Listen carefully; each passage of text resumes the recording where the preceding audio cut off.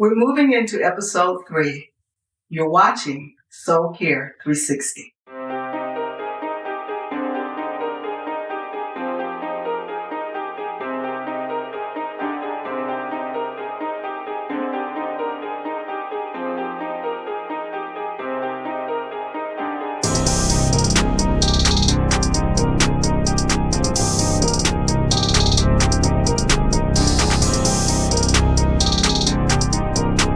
Welcome to Soul Care 360. We are really excited about what God is doing with us in this venture. So we're starting with 3 firsts today. Okay, first, I know you noticed that Tim is not with us, and I miss him, but he is building for our family. And two of the firsts is that we have our first special guest, and that's Dr. Dolores Tarver, and we'll be hearing from her shortly. And third, we're on location. So this is just an amazing time for us. And episode 3 is going to blow your minds. So just get ready. All right. You ready? I'm ready. Okay. So Dr. Tarver, when I thought about traumas, and I thought about, because tonight's episode is called The Impact of Unresolved Traumas. Okay, we can say soul care, we can say the soul, we can say traumas, we can say all of those things. So when I thought about that as a topic, you were the first person that I thought about. We've been knowing each other for a little while now. And just before we started taping, we were actually talking about where we met. We met at a facility that was very dysfunctional. And we did say that we did not bond in the dysfunction. However, we did bond. And I've just watched you bloom. And I am so grateful for you being here tonight to talk with us on Soul Care 360.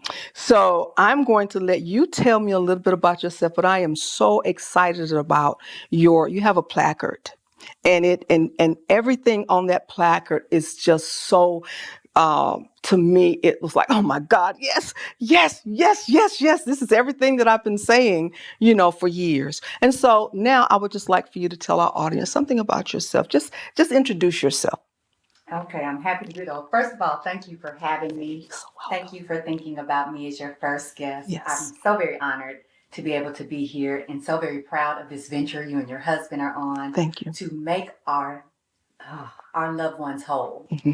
Because we recognize that there is so much trauma. There is so many things that are affecting particularly our Black people. And so I want to absolutely say to you, thank you for walking in your purpose. So I'm Dolores Tarver. I'm a licensed psychologist. And I think we were talking earlier about when you're in spaces that are not well, are not healthy. Yes. When you come out of that space, you realize how much of you lost when you were in the space. Mm-hmm. God was trying to talk to me for years. But I think for me, it was uncomfortable because it was ministry. And so ministry to me meant preaching.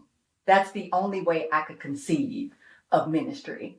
And it took me years to recognize that ministry is so many other things than to preach the word. Right. And so once I accepted that, and I will never forget, I went up to altar call, and I you know how you're at altar call and you don't realize everybody else is gone.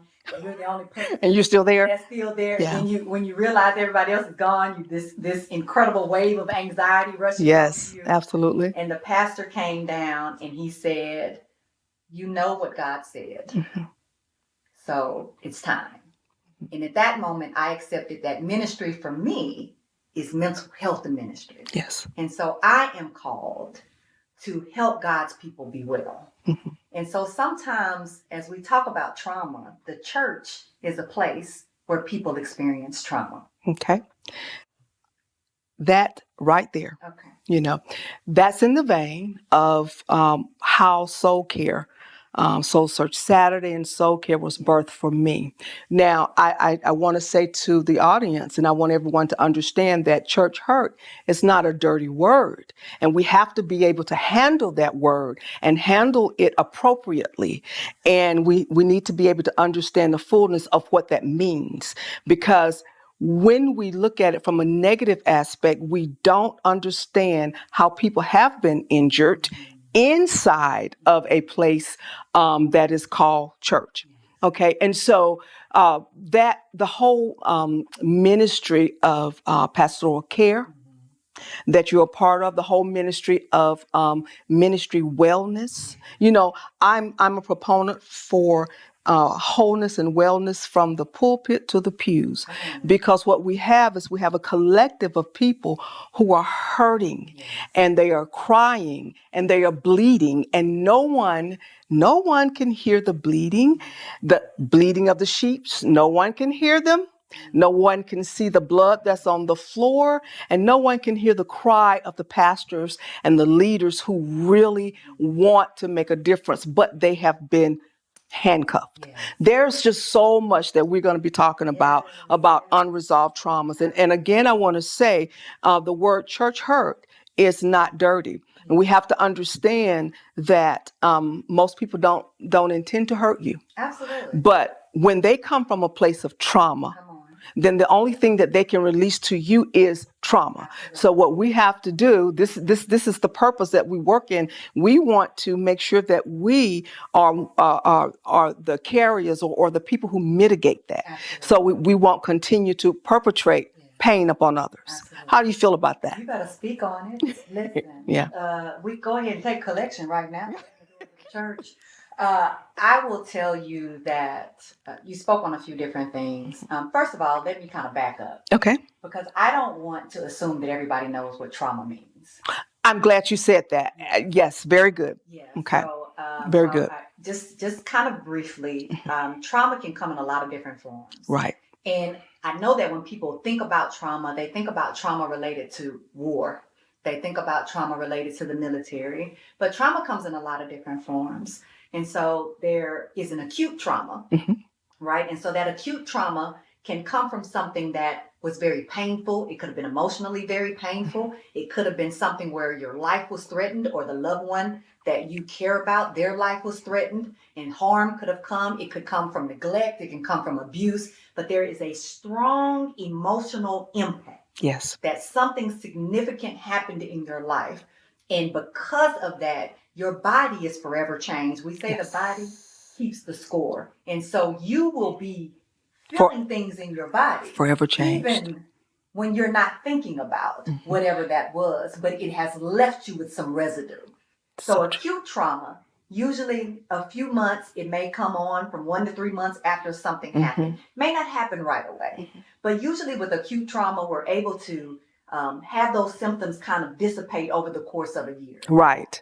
Then we have our chronic trauma. Come on, saints. Our chronic trauma is something that's when it's in us so deeply that it comes out and it shows up in our relationship. It shows up in our dreams. It can show up in how we see ourselves. It can show up in how we can attach or not attach to people. It can show up in how we experience the world around us. Absolutely. Then we have the complex trauma. Right? And so very complicated. Come on now. Now that complex trauma can be compound in that I have trauma and I have some other stuff. I might have depression, anxiety, substance abuse going on. Or it can be complex in that I've had so many different kinds of trauma throughout my life that it has really changed how I approach life altogether. As you said, I'm forever altered. So to go back to what you said, absolutely. And what ends up happening is a few different things. If you are around trauma throughout your life, you actually seek out trauma. Yes, I agree. That's what you know. That's what you know. You don't realize you're doing it. You're not doing it intentionally. You said before, like sometimes people aren't trying to hurt you, but we do know that intent doesn't negate impact. That is exactly right. Right? So what you did still hurt me, whether you intended for it to or not. And so oftentimes we'll find ourselves being attracted to and even causing trauma when we haven't addressed the own trauma in our lives. And because sometimes people minimize trauma, we don't recognize what we're doing. And I'm glad you said that sometimes people minimize trauma. And I'm also glad that you took the space and the time. And Tim and I had done that the first couple of episodes, explaining that there were different types of trauma. But the point that I wanted to bring out with the specifically that acute trauma, I want to share something that happened to me just not too long ago. Now here we are. I'm healed. I'm whole. I'm well. I'm walking in the fullness of all of that. You know how we are. But I understand that healing is ongoing. It's not one and done, and so that's very important to make that to make that distinction that again healing is not one and done. But one morning I heard my daughter call me, and this is about maybe a month and a half ago. And what happened was she called me and I was getting ready to go to work. And so she said, "Mama, someone is banging on the door and they said that the dog is in the yard." And I said, "Impossible. I'm getting ready to go to work. I know all the dogs. We have 3 dogs. The dogs are out in the yard and, they're fine." And so, well, since she said it, I immediately went out to the back and the 3 dogs were coming in. And then I could see that there was a plank from our fence that one of the babies had actually gotten through. And she was in a neighbor's yard. And the neighbor was screaming, okay? And as I was approaching the neighbor, now we're talking about trauma. As I was approaching the neighbor to say, "Ma'am, I am so sorry. I didn't hear you. I'm sorry. I didn't hear you. Are you okay?" I was walking towards her and my eyes was trained on an assault weapon that she had at her side. And I was walking towards her and it was surreal. And I was thinking, am I seeing what I'm really seeing? And she never pointed it at me. It was never pointed at me, but it was there. And so to make, a long story short, we went ahead and, I apologized. I went over and I looked at the dog and, we did all of that. And I don't know she was screaming at me. And I don't know how I was able to drive to work. It was like I could see myself doing that. I don't know how I got through work and I don't know how I got home. When I got home, everything just came, it hit me. And it was so traumatic. I just broke because the only thing I could see was a gun at me. So that was just a quick, acute, traumatic episode of something that I experienced. But guess what? I have a reaction and a response when I see them. You see that family. When I see that family, there is a reaction. So talk to us about that reaction and also, it took my family to say, "Mom, this person was brandishing a weapon." I minimized it. Well, the dog was hurt, the children were crying. I minimized it, and then it took them to get me to understand. Oh my God, my life was literally in danger. Talk to me about that. So the reason you don't remember anything until you got back home, right? So you just went through your day. That's called dissociation. And so that is an aspect of trauma. So what happens for us when we experience a traumatic event, we go into fight, or flight, freeze, or we go into what we call accommodation. Right. And so what happened for you is in that moment, because you're a trained problem solver, that's what you've done throughout your career, right? And so you problem solve, you assessed. How many times have you done that throughout your life? Wow. On automatic. You weren't even thinking about it. You automatically went into that, went to work because that's on automatic. Right. I have things to do, right? It wasn't until you got home and all of the business was done that your body allowed you to be able to come back to the present moment. Wow. So you weren't actually in mindfulness throughout your day. You were in protection mode, right? And this is what the brain will do. The brain will say, "Hey, we're going to shut off this thing that we don't really need right now." Yes. This is my emotional response. Right. Exactly. Right? Exactly. And I'm going to turn on the front part of your yes. which is where your executive functioning skills That's exactly are. right. So you can go and you can take care of everything that you need to take care of. And now when that's done, and you're in this space, this comfortable space, this safe space, that is when we're going to allow everything to come back. And in that present moment is when everything hit you. It hit me real hard. Mm-hmm. And your body was like, you do know we were in danger, right? Yeah, after the fact.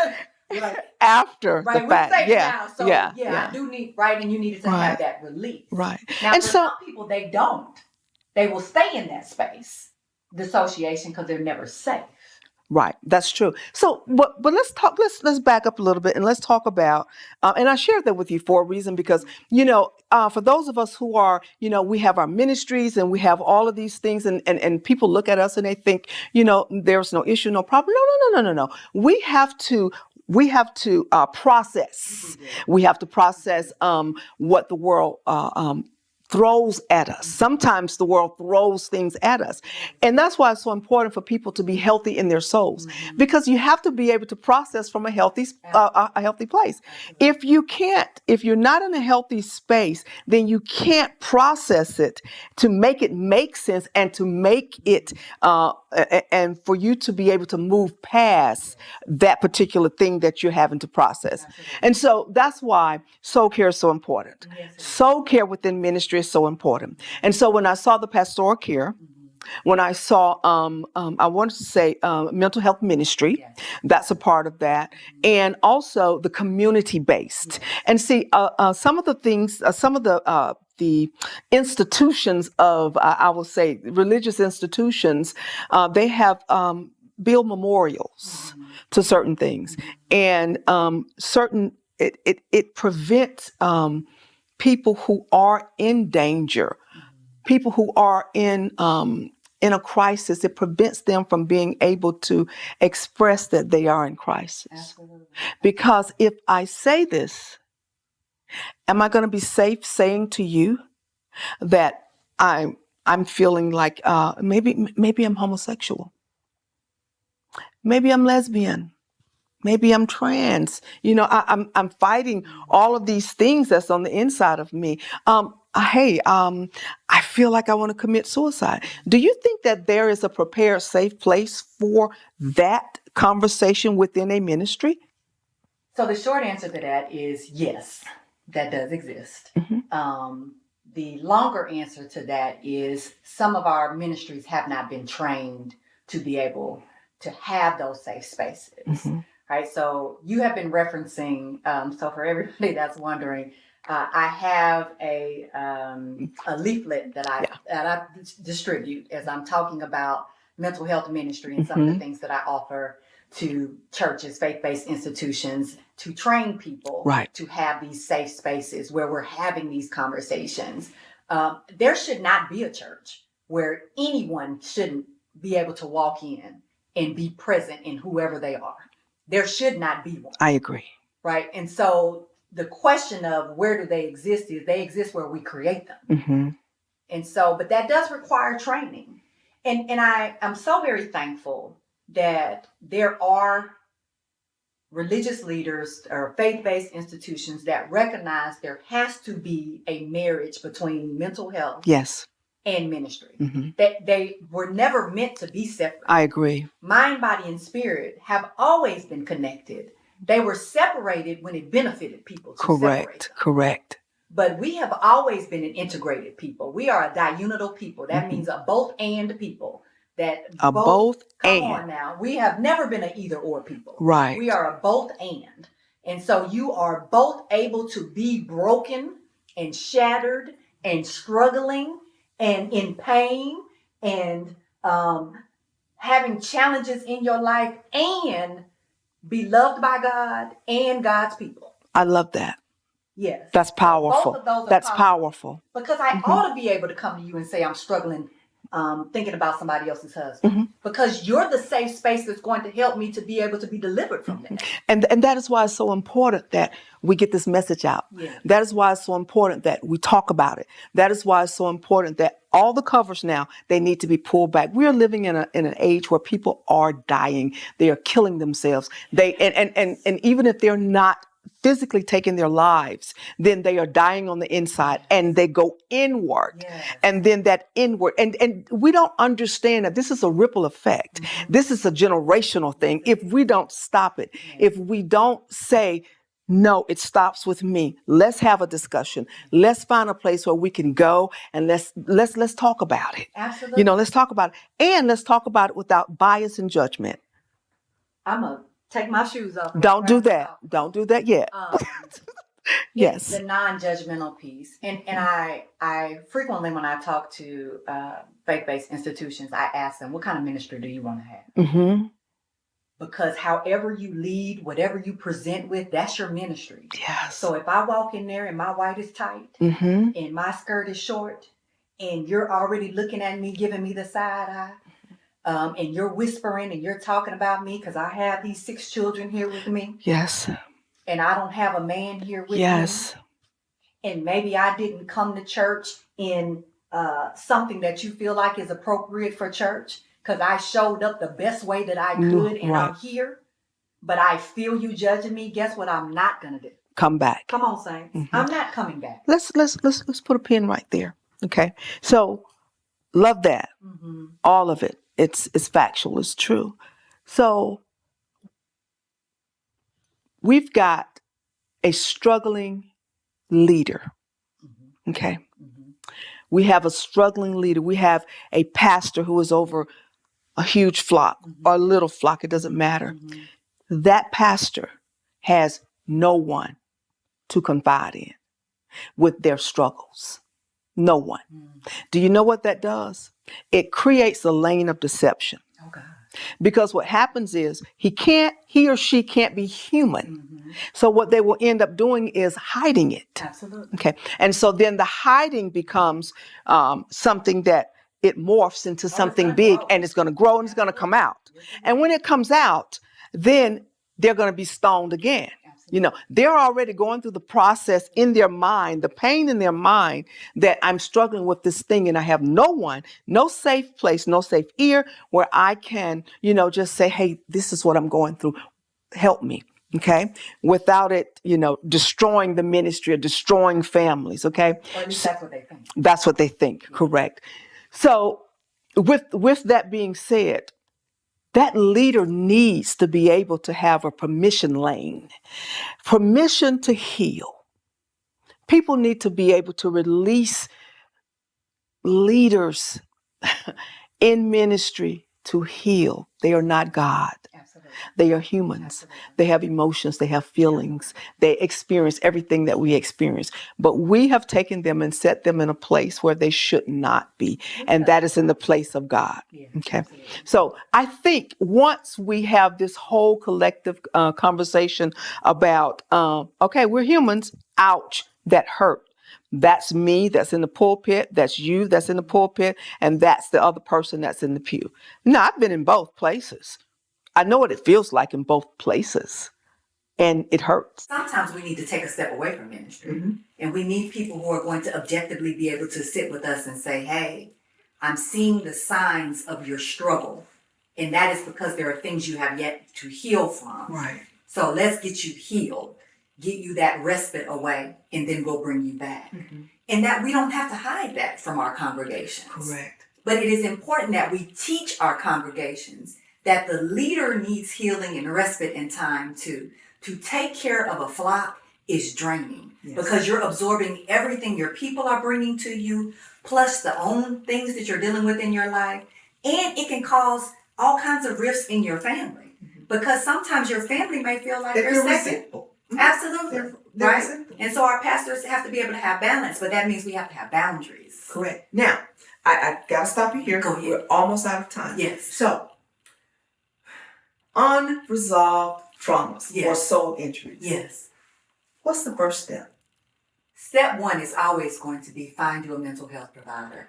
Find you a culturally responsive mental health provider. Break that door open for me very quickly. Culturally responsive means this person understands your experience. Thank you so much. That you don't have to explain to them who you are. They are able to relate and connect to that. Because you don't need to spend your time in therapy educating your therapist about what it is to be you. We've talked about a lot. We have. And I can tell you it's been refreshing. Not only refreshing, but just it's so many gems. And it was just too short. It was. And we really have to do something Yes. because it's needed. It is. And we want to be that face and that safe space where we're either teaching, training, or pointing. Absolutely. Anytime Tim and I come, we may have someone who requires a higher level of care. Wraparound services is a must. Absolutely. That we cannot give our is a how can I say it? That requires a higher level of care. Absolutely. That's just it. That's it. That's just it. Wraparound services. And so we seek out people like you. We seek out, therapists and psychologists, and we say, go here, go there. But we will never have someone to come to us and we give and it's inadequate.